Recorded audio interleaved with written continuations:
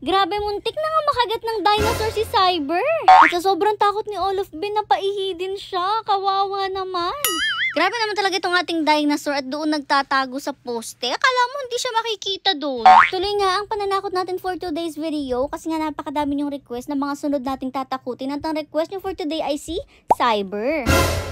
Paglabas nga ni Cyber, di naman niya napansin ang ating dinosaur. Busy siya kasi excited siya sa paglabas. Akala niya yata kasi magagala kami for today's video.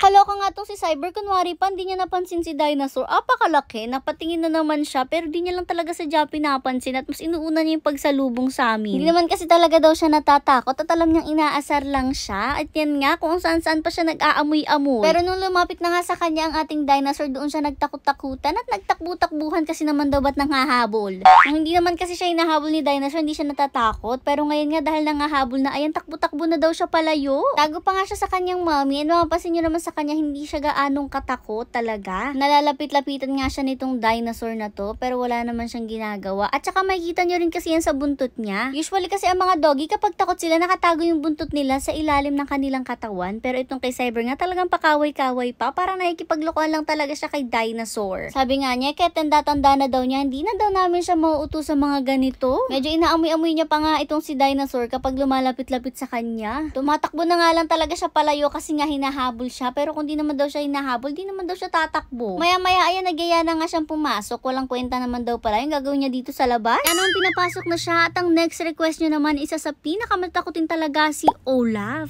Excited na tuloy manakot itong ating dinosaur kasi alam niyo matatakot si Olaf. Paglabas pa nga lang di siya makalabas kahit di pa niya nakikita yung dinosaur. Ganyan kasi talaga si Olaf. Kapag wala siyang kasabay paglabas, talagang takot siya. At nang makita na nga niya ang dinosaur, mas natakot pa nga po siya. Unang takbo pa nga lang niya palayo, talagang napaihi na siya sa takot. Kawawa naman. Ang daming nagsasabi sa inyo na kawawa daw si Chanel noon kasi nga napaihi na rin sa takot. Kaya naman saglit lang naman talaga namin siyang tinakot at tinungan si Olaf mas saglit pa kaysa kay Chanel kasi nga sobrang takot siya. Gusto na talaga nating makita yung reaction ng each pack member kapag may mga ganto. At ayan nga, hinabol-habol na si Olaf ng ating dinosaur. Ramdam na ramdam nga namin dito ang takot niya. Gusto na nga sana namin ipasok kaso sabi ko kahit 1 minute pa. Sa totoo lang gusto ko kasi talaga na tumapang ng kahit konti itong si Olaf, yung kaya niyang ma-face yung mga fears niya. Kasi itong si Olaf nga kahit sa tao takot, basta may bago sa paningin niya takot siya. Syempre naman po, mahal namin sila at ayaw naman din namin na ma-stress sila. Pero syempre kailangan din nilang ma-face yung fears nila. Hindi kasi pwedeng habang buhay na lang nakatago sa takot, lalo na nga itong si Olaf kasi talagang sa lahat ay takot siya. Saglit na saglit nga lang talaga siya hinabol, parang 1 minute to 2 minutes nga lang at ayan nagpakita na ang kanyang Kuya Sermier. Para mawala nga yung takot niya, pinakita ni Kuya Sermier niya na hinuhubad yung costume para magets naman niya. Ako naman nakaalalay sa gilid para nga pakalmahin nga po itong si Olaf. Nung umikot-ikot na nga siya, nilapitan ko sa agad para naman kumalma siya at hinayaan kong tingnan niya ang kanyang Kuya Sermier sa paghubad ng dinosaur outfit. Syempre pinakalma rin siya ng kuya niya para naman malaman niya nakabati niya pala yung dinosaur or yung nasa loob ng dinosaur. Alam niyo itong si Olaf, never talaga siya nakaramdam ng cruelty kahit kanino. Yun nga kaya kami nagtataka kung bakit ganito siya kagrabe katatakutin. Anyways, binigyan nga siya ng teddy bear para kumalma naman siya at pinapasok na rin siya. After nga naming manakot, ito naman ang ganap namin. Ayan, naglalaro po ng Una Games. Opo, pare-parehas kami ng nilalaro dito, yung Dragon vs Tiger dito kay Una Games. At may strategy na nga kami dito. Panoorin nyo, ang laki na napanalunan namin at dahil dyan mamimigay kami ng pera. Syempre, paambo na namin kayo kasi nga nanalo po tayo for today. Ano, tatlo-tatlo ba kami naglalaro? Tayong pare-parehas yung lumalabas sa aming results.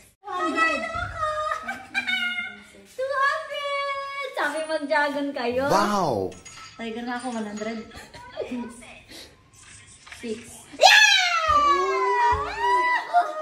Wow! Sige, basta itataya ko yung Tiger ang huli. Oo. Mag-isa 500 ako sa dragon. 500 pa rin ako sa dragon. Sige. 5. Yay ko kayo 100. Sikap mo na. Ayaw, wala na akong palaro. Sabi sa niya eh. 1,000! 1,291. Wow! Tingnan nyo, dalawa pa yung nilagamit niya. 500 ng 500 yung tayo niya, bro. 1,200 tayo ako dito. Yes! Oh! Winner! 2,000 ang pera natin. 2,300 na. 2,000 yung pera niya, babe. Dito naman 1,260. 1, 2, oh! Oh, O, diba? Panalong-panalo kami. Kaya naman nga, isa-share namin to sa inyo. Ito na nga ang gagawin nyo. Mamimigay na naman tayo ng pera for today. Dahil nanalo kami sa game namin ngayon kay Una Game ay mag-share kami sa inyo ng napanalunan namin. So mamimili kami ng 3 winners ng 100 pesos Gcash. Ang gagawin mo lang ay download yung link na nasa comment section. Yan yung Una Games. Tapos screenshot mo once na na-download mo na and ilagay mo sa comment section along with your Gcash number and mamimili kami ng 3 winners ng 100 pesos Gcash. Ganun lang kadali. And ito nga yung game namin kay Una Game. Mag-recharge na rin kayo kay Una para nga lumago yung pera nyo. Ito, panoorin nyo yung game namin, ha. Ayan na nga, guys. Tingnan nyo at nag-recharge na siya kay Una Games. So, ayan, nag-recharge siya ng 500. So, gagawin mo lang, ikakopy mo. Dito ka lang yan, may how to cash in. So, ikakopy mo lang yung number na yan sa iyong Gcash. Ayan, loloda mo lang yan ng 500. Kung ano yung amount. Ayan, once na maloda mo siya. Ayan, so once na ma-send mo na yung 500, lalagay mo naman si reference number dito sa space na to. Once na makopy mo na, submit mo yan and success ang nakalagay, di ba? Nakikita mo nga andyan na yung 500 pesos mo. Ayan siya be, yung 500 na niload mo. Ready to play! Ayan, pindot mo lang to. And withdraw ka kung mananalo ka. Let's see kung magkano pwede nating withdrawin today. Ayan, so namimili pa siya ng lalaro natin for today. Dragon versus Tiger. Maganda rin yan guys. Kasi Dragon versus cat. meron doon naka-display ha. So ayan, pipili ka lang kung primary or intermediate. So tayo sa sa primary primary tayo. So tatlo lang kasi yung pagpipilian mo dyan. Dragon, Tiger, or Tie. Ayan, nagbe-bet sila. Manood lang muna tayo. Nakalagay dito sa baba kung ano yung mga pwede nyo i-bet ha. Ayan, go, mag-bet ka na. Hindi ko alam eh. No more bets. Ayan, nag-bet siya guys. Oh, Panalo kay tayo. Tiger. Nakahabol siya guys. Ayan o. Doble yung bet natin. Win! Place your bets, sige, saka. please. Once more, mag-bet ka ulit. 100 lang ulit tayo guys. Okay, saan tayo? 4, 3, 2, 1. Ayun, nakahabol No siya. more bets. Kay Dragon naman siya ngayon. Yes! Yes! sabi Win na eh. ulit! Kay Dragon, double ulit. Boom! Win! Oh, diba? Ganun lang kadali dyan, guys. Ayan, kay color game tayo, guys. Wait for next round kasi ang naabutan natin ay ongoing na. Manood lang muna tayo kung ano yung madalas manalo. Feel ko white yung madalas lumabas dyan. Kasi kita nyo rin dito guys, yung last na labas. Feel ko, At ayan, kulay pink. tunay ang mga, baka nga pink. Red. Kasi yung jackpot Pink niya at red. pink. Yung jackpot niya guys ay pink. Uy, triple green! Wow! So, guys. Naku. 4, 3. Ay, may pampaswerte oh. Nag-bet siya sa white. So, kaya Ming ang pumindot. Yes! Wow! Tayo. Panalo Akala sa ni Ming ako white. galit tuloy. Napasigaw ako eh. Nagmalas tuloy si Ming. Pampaswerte nga siya, kaya ka nanalo. One more.